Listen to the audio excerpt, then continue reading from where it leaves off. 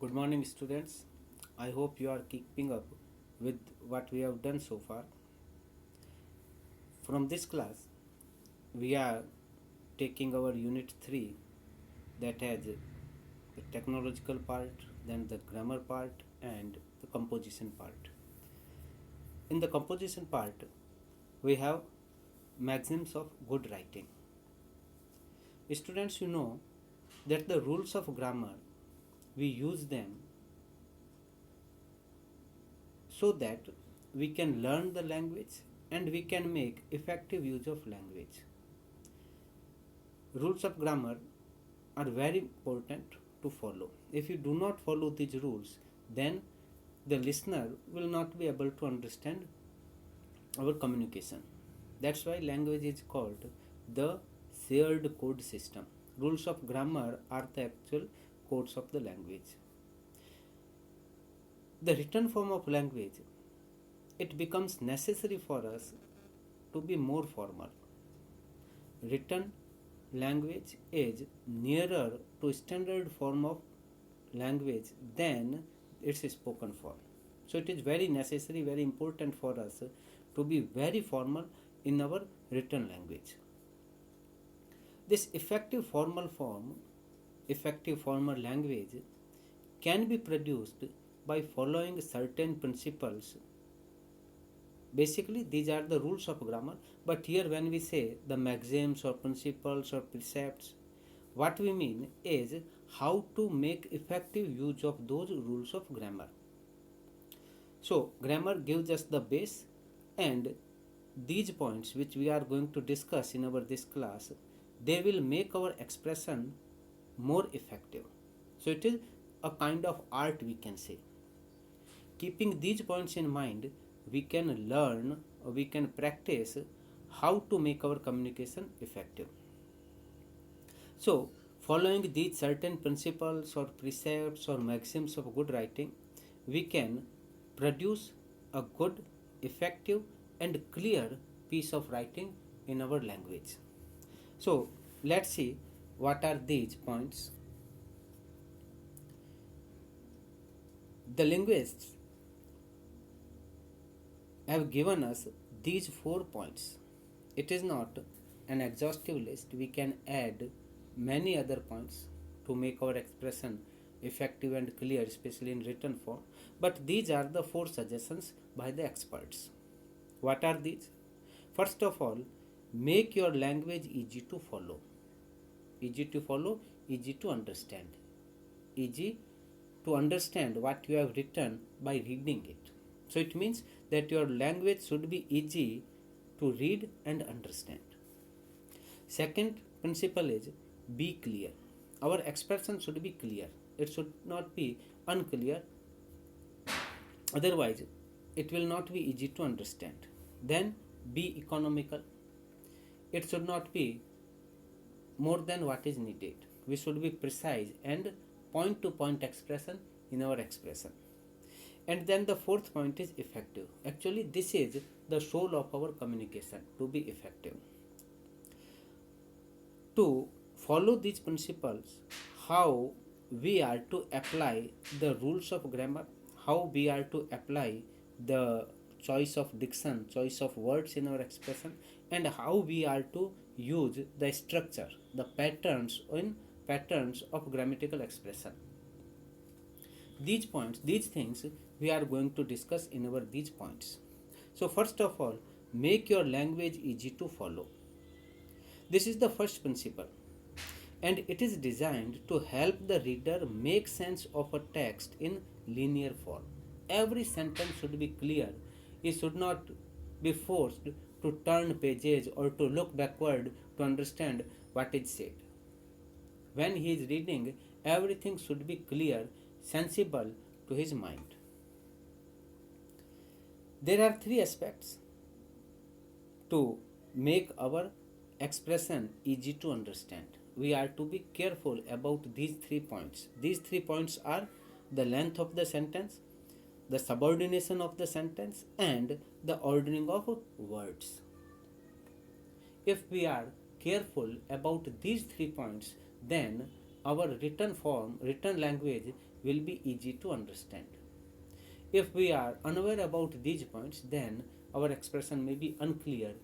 It may be not, it may be rough. The reader will have to stumble upon our words, turn back, look back, and try to understand. So, what are these 3 points? Let's discuss. First of all, there is sentence length. How long your sentence should run? Actually, there cannot be any hard and fast rule for the length of the sentence. It depends upon what we want to express. The text should be segmented into units so that it can be understood bit by the reader. There cannot be any ideal sentence length, but studies indicate that the average sentence in written English is about 18 words long. The written sentence, generally, what a reader can comprehend on the first reading, is generally limited around 18 words. Our sentence may be of less or more words. It may be short or long, but this is the ideal length. We should not try to cross it. Our sentence should not be beyond this limit, not more than 18 words. This is the generally accepted rule. It is not the hard and fast. We may write a sentence as long as we want, but this is the limit. Why? Because a longer sentence makes the meaning more complex by putting burden on attention and memory of the reader. So he will have to look back. On the other hand, a short sentence may fail in making the proper communication. Again, in the name of being economical, if we lose the effectiveness, if we lose the clarity, then it will not be good. And then it is also useless if in the name of clarity we enlarge everything unnecessarily. Again, the effectiveness will be lost. Thus, the best course is a happy medium, 18 words, not more than 18 words. It should be of less words, but not more than 18 words. So, this is about the sentence length. Second thing, to make our language clear, to make a proper structure of our sentence is subordination. We all know the coordination and subordination in sentences. Subordination is when two or more clauses are joined using the subordinates. For clear meaning, it is necessary to indicate the relative importance of ideas within the segment. Putting an idea in the main clause brings it under light more than the idea put in the subordinate clause. So the first point is that the important should be placed, important idea, important thing should be placed in the principal clause. Again, it is not hard and fast rule of grammar. It is not that we should do this thing every time. But when we are sitting to write something, we should be careful. If changing the position helps in making the expression more understandable, clearer for the reader, then why not use that structure? This is the point. We take an example. Although Keats spent the last months of his life in Rome, he never visited Greece. Second, although he never visited Greece, Keats spent the last months of his life in Rome. So, the thing which is placed in the principal clause gains the importance. Subordinate clause often states idea in a background effect, thus bringing those of main clause to front. On the other hand, coordination gives equal importance to the clauses it links. If we are expressing two equal powerful things, two equal important things, then we should not subordinate them. We should put the structure using coordinators. Same example is given here. Keats spent the last month of his life in Rome but never visited Greece. Both these informations are equal. In the earlier part, the information given in the principal clause was important. For example, uh, in our first sentence, he never visited Greece, and in our second sentence, he spent the last months in his life in Rome. They gain importance because of the placing. So, coordination and subordination. If the ideas are of equal importance, it is better to put those two ideas or more ideas using coordinators. If we are to give some priority, some degree of importance we want to attach to one expression, to one idea, then it should be placed in the principal clause. Next is ordering. Ordering of parts itself is a way of indicating the relative importance of the two parts. Generally, the final position or the thing that comes in the last is the most important in terms of information.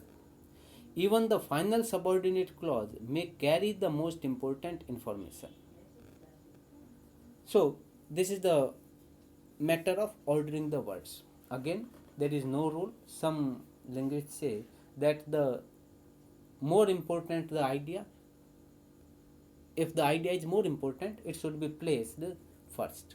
Some say that the more important information should be placed later in the last part of the sentence, because here the listener or here the reader gives the full attention, means the end of a sentence attracts the attention of the reader most. Some say that the starting of the sentence attracts the attention of reader the most. So it is